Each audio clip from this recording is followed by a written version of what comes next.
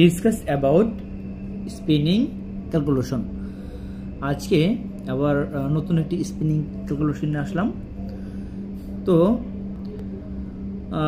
For CBC 70-30 yarn target equal 1500 KG, cotton knit equal what, polyester knit equal what. তো অনেক সময় আমরা যারা স্পিনার আছি এই ক্যালকুলেশনটা আমাদের লাগে যে মিক্সিংয়ে ধরুন আপনাকে বলা হলো যে ইয়ার্ন টার্গেট 1550 কেজি, হ্যাঁ সেটা হচ্ছে সিবিসি 70-30।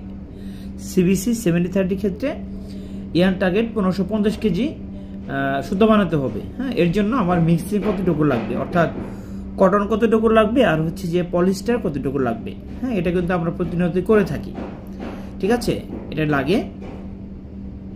তো সেটা হতে পারে যে ইয়ার্ন টার্গেট 2000 কেজি, সেখানে সিবিসি 60 বডি হতে পারে, সিবিসি 80-20 হতে পারে, অথবা কটন লিলেন যদি হয় তাহলে সিএল 70-30 হতে পারে, সিএল 55-45 হতে পারে।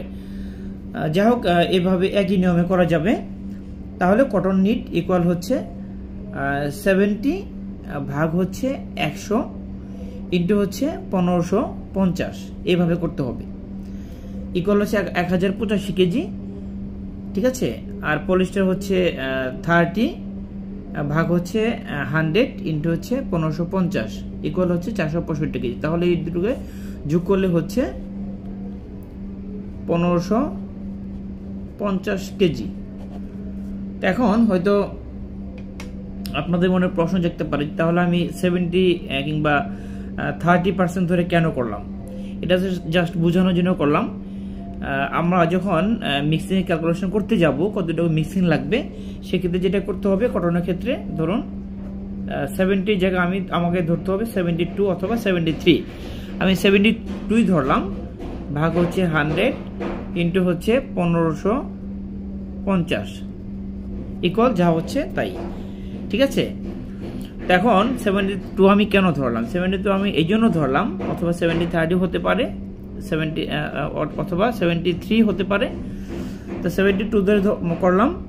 তো আপনার 72 এই জন্য হলো যে কটনে কিন্তু আপনার ট্রাশ এবং শর্ট ফাইবারের পরিমাণটা বেশি থাকে, ঠিক আছে, ওয়েস্টেজ বেশি হয়, যার কারণে এখানে 2% অথবা 3% বেশি ধরা হয়, ঠিক আছে।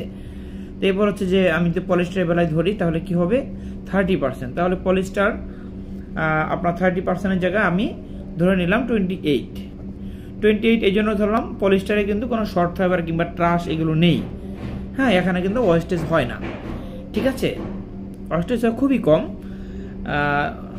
তাহলে আমি 28 ভাগ হচ্ছে 100 ইন্টু হচ্ছে 1550, ঠিক আছে, যে ভ্যালুটা আসবে এই দুটোকে যোগ করলে আপনার দেখবেন যে 1550 কেজি চলে আসছে টোটাল মিক্সিং। এইভাবে ভাগ করে দিতে হবে। তো এ হচ্ছে আজকের টপিক, আশা করি বুঝতে পেরেছেন। আজকে এই পর্যন্তই, পরবর্তীতে নতুন একটি টপিক নেব ইনশাল্লাহ। ততক্ষণ ভালো থাকবেন, আল্লাহ হাফেজ।